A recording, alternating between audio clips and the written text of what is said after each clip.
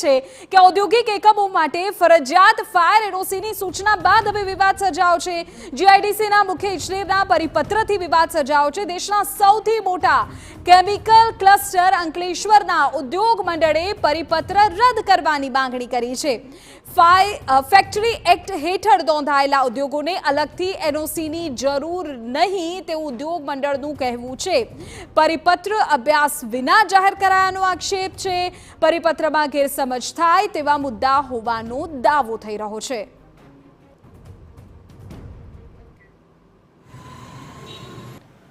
જીઆઈડીસીના મુખ્ય ઇજનેર દ્વારા એક પરિપત્ર મોકલેલો છે કે તમારે ફેક્ટરીમાં પણ ફાયર એનઓસી લેવાની હોય છે। એટલે કે જો અમે આ બાબતે જો વાત કરીએ તો અમારે ફેક્ટરી એક્ટ લાગે છે અને ફેક્ટરી એક્ટમાં 22 જાન્યુઆરી 2021 સુધી અમારે એનઓસી લેવાની થતી હતી, પરંતુ સરકારના જે આ નોટિફિકેશન છે એ ફરીથી એક 8 જુલાઈ 2021નું જે નોટિફિકેશન આવ્યું એમાં અમારે ફેક્ટરી એક્ટ પ્રમાણે અમારે એનઓસી જે કારખાના ધારક ફેક્ટરી એક્ટમાં આવતા હોય એમને આ એનઓસી લેવાની થતી નથી। તેરા જ મુદ્દે વધુ જાણકારી મેળવી પર સંવાદદાતા અંકિત મોદી ફોનલાઈન પર જોડાઈ ગયા છે। અંકિત, સૌથી પહેલા તો એ કહો કે પરિપત્રમાં શું છે, કારણ કે એક તરફ ઉદ્યોગ મંડળ કહી રહ્યું છે કે અમારો પોતાનો એક અલગ એક્ટ છે એ અનુસાર હવે જરૂર નથી, તો આ પરિપત્રમાં છે શું?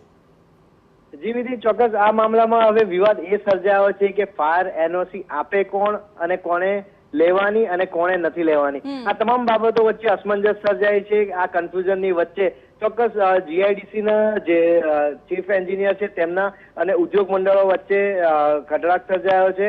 એશિયાની સૌથી મોટું કેમિકલ ક્લસ્ટરનું ઉદ્યોગ મંડળ છે ત્યારે ચોક્કસ તેની રજૂઆતને પણ ગંભીરતાથી લેવી રહી। જ્યારે બીજી તરફ જે આ પરિપત્ર છે તેમાં જણાવાયું છે કે ઉદ્યોગોએ પણ ફાયર એનઓસી ફરજિયાત લેવી અને તેને પ્રકારે જો ન હોય તો તેના માટેની પ્રોસિજર કરવી, પરંતુ ઉદ્યોગ મંડળોનું સ્પષ્ટ કહેવું છે કે તેમને એક પરિપત્ર હેઠળ 2021થી સ્પષ્ટપણે જણાવવામાં આવ્યું છે કે ફેક્ટરી એક્ટ હેઠળ જે નોંધાયેલા કારખાનેદાર છે તેમણે ફાયર એનઓસી અલગ લેવાની નથી, કારણ કે તેમનું જે કહેવું એવું રજૂઆત છે કે જેઓએ આ પ્રક્રિયા કરી છે તેમાં તમામ પ્રકારની પ્રોસિજર આવી જતી હોય છે, તેમાં ફાયર સેફ્ટીના નોર્મ્સના પાલન સહિતના તમામ બાબતોનો ઉલ્લેખ કર્યા બાદ જ તેમને ફેક્ટરી એક્ટ હેઠળ લાયસન્સ આપવામાં આવતા હોય છે। ત્યારે તેમની સ્પષ્ટ રજૂઆત છે કે આ જે પરિપત્ર છે તેને કોઈ પણ પ્રકારની સમજણ વગર અથવા અભ્યાસ વગર તેને રજૂ કરાયો છે અને જેના કારણે તેમણે આ પરિપત્ર તાત્કાલિક રદ કરવા માટેની માંગણી કરી છે। ઓકે અંકિત, આભાર આ તમામ જાણકારી બદલ। તો આ પરિપત્રનો આખો અંકલેશ્વરનો વિવાદ ચર્ચા પણ આપણે આખા અગ્નિકાંડ અને એ બાદની કાર્યવાહીને લઈને જ કરી રહ્યા હતા।